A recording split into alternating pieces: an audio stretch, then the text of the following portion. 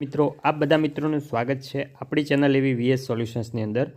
તો મિત્રો આજના વિડીયોની અંદર આજે આપણે ધોરણ 7 વિષય હિન્દી વિષયની અંદર બીજા સત્રની અંદર જે આપણું સરસ મજાનું પાંચમું કાવ્ય છે ધરતી કી શાન, એનું આજે આપણે સ્વાધ્યાય પોથીનું સોલ્યુશન આજે આ વિડીયોની અંદર જોવાના છીએ। તો વિડીયોને તમારે છેલ્લે સુધી પૂરેપૂરો જોવાનો છે। અને મિત્રો જો તમે ચેનલ ઉપર નવા હોય અને હજુ સુધી ચેનલને સબસ્ક્રાઈબ ના કરી હોય તો અચૂકથી સબસ્ક્રાઈબ કરી લેવાની છે। સૌપ્રથમ આપણે વિકલ્પ જોઈએ। पहलो मनुष्य किसकी शान है तो आपसे ऑप्शन नंबर सी धरती की शान है। बीजो मनुष्य की मुट्ठियों में क्या बंद है तो आपसे ऑप्शन नंबर डी तूफान बंद है। तीजो मनुष्य धरती से किसको जोड़ सकता है तो आपसे ऑप्शन नंबर बी अंबर को जोड़ सकता है। चौथा मनुष्य किसको थाम सकता है तो आपसे ऑप्शन नंबर है काल को। पांचमो पंडित भरत व्यास क्या थे तो आपसे ऑप्शन नंबर सी गीतकार थे। हवे छे साचा विकल्प सामे खरानी निशानी।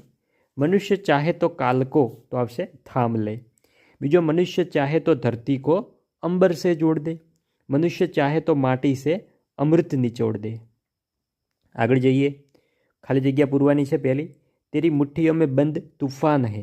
बीजो, तू जो चाहे नदियों के मुख को भी मोड़ दे। तीजो, तू जो चाहे माटी से अमृत निचोड़ दे। चौथो, अमर तेरे प्राण मिला तुझको वरदान। पांचमो, तेरी भ्रुकुटी में तांडव का ताल है। हवे छे सही व्याख्यान चुनकर विधान पूर्ण कीजिए। अहींया तमारे जे लखेलुं छे ए संपूर्ण विधान सामे लखवानुं छे, बाकी आवी रीते क अ नथी करवाना। पहलो, मनुष्य के प्राण अमर है क्योंकि तो आवशे ऑप्शन नंबर क उसकी आत्मा में स्वयं भगवान बैठे हैं। बीजो, मनुष्य जितना चाहे उतना ऊंचा जा सकता है क्योंकि तो आवशे अ उसकी उड़ान नभ से भी ऊंची है।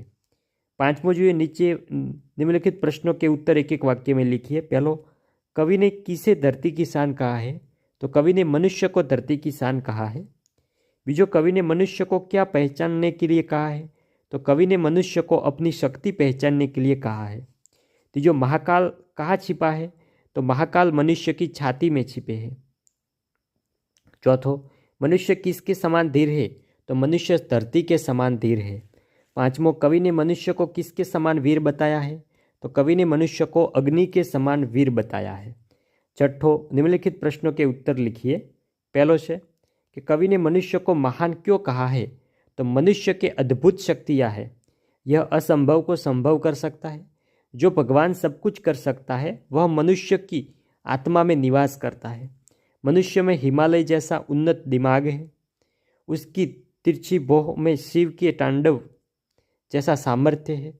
मनुष्य की इन असाधारण शक्तियों के कारण काया ने मनुष्य को महामानव कहा है। जो है आप क्या क्या कर सकते हैं तो मैं नदी में तैर सकता हूँ, मैं कुएं से पानी निकाल सकता हूँ, साइकिल चला सकता हूँ, मैं पतंग उड़ा सकता हूँ, मैं क्रिकेट में अच्छी बल्लेबाजी और गेंदबाजी कर सकता हूँ। इस तरह मैं बहुत से काम कर सकता हूँ। तमे जेल करी सकता हो ये तमारे लखवानुं। जैसे कि विविध क्षेत्र में मनुष्य ने क्या क्या प्रगति की है ये तमारे लखवानी है। जोई शको छो अहींया तमने प्रश्नों आंसर आपेलो छे, ए तमे विडियो स्टॉप करीने मित्रों संपूर्ण रीते लखी लेवानो छे। आगळ चौथो है कि अन्य जीवों से मनुष्य महान कैसे है तो मनुष्य के पास अन्य जीवों की अपेक्षा सोचने समझने की विशेष बुद्धि है। इस बुद्धि के द्वारा उसने अनोखे आविष्कार किए हैं। मनुष्य को चाबी का वरदान मिला है। नेक्स्ट है, उसके पास भाषा की शक्ति है। इसके बल पर उसने सभ्यता और संस्कृति का विकास किया है। पांचमो, मनुष्य क्या क्या कर सकता है ये तमारे लखवानुं छे। मानवी शुं शुं करी शके छे ए तमारे लखवानुं छे। ये आंसर पण तमने हिंदीनी अंदर आपेलो छे। छठो, मनुष्य युग का आह्वान कैसे कर सकता है तो मनुष्य की वाणी में बड़ी शक्ति है। वाणी के बल पर वह लोगों को प्रभावित कर सकता है, वह लोगों का विचार बदल सकता है। इस प्रकार अपनी वाणी के प्रभाव से मनुष्य युग का आह्वान कर सकता है।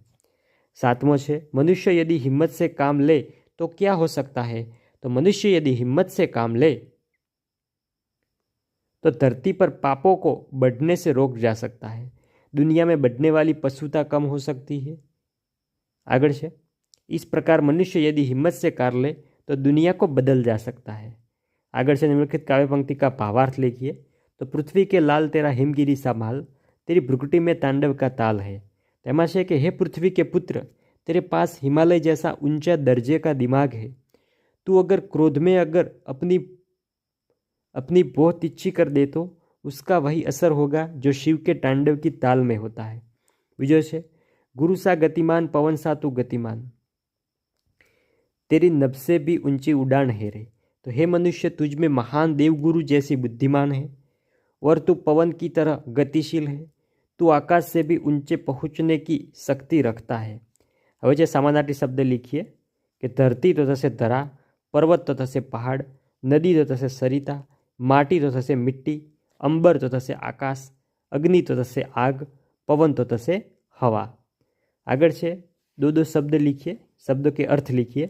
અષ્ટપુષ્ટ તો થશે તગડા, સંવાદ તો થશે બાતચીત, શીઘ્ર તો થશે જલ્દી, જૌહર તો થશે પરાક્રમ, અજનબી તો થશે અપરિચિત, વેદાંત તો થશે બ્રહ્મ વિદ્યા, મુકદર તો થશે ભાગ્ય, શાગીર્દ તો થશે શિષ્ય, વૃત્તિ તો મનોદશા, સ્પષ્ટ તો સાફ સાફ। હવે છે ઉચિત જોડે મિલાइए। तो यह છે मनुष्य की आत्मा में स्वयं भगवान है, मनुष्य के नयनों में ज्वाला है। आगे છે मनुष्य की भ्रुकुटी में तांडव का ताल है, मनुष्य की वाणी में युग का आह्वान है, मनुष्य की छाती में महाकाल है। હવે વિરુદ્ધાર્થી શબ્દ આપવાનો છે અને વાક્ય પ્રયોગ કરવાનો છે। ધરતી તો આકાશ, અને વાક્ય પ્રયોગ તમે તમારી રીતે જાતે પણ કરી શકો છો। અમૃત તો છે વિષ, વરદાન તો અભિશાપ, ઊંચા તો નીચા, પાપ તો પુણ્ય, જીવન તો મૃત્યુ। હવે આપણે શબ્દકોશના ક્રમમાં ગોઠવવાના।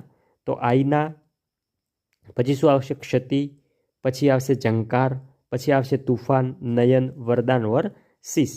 તો વિદ્યાર્થી મિત્રો, આ હતું આપણું ધોરણ 7 વિષય હિન્દી વિષયની અંદર 5મું કાવ્ય જે છે ધરતી કી શાન, એનું સ્વાધ્યાયનું સંપૂર્ણ સોલ્યુશન। તો વાલા વિદ્યાર્થી મિત્રો, વિડીયો સારો લાગ્યો હોય વિડીયોને લાઇક કરજો, અને જો તમે ચેનલ ઉપર નવા હોય, હજુ સુધી ચેનલને સબસ્ક્રાઈબ નથી કરી તો અચૂકથી સબસ્ક્રાઈબ કરજો। મળીશું આવનાર વિડીયો સાથે, ત્યાં સુધી આવજો। જય હિન્દ, જય ભારત।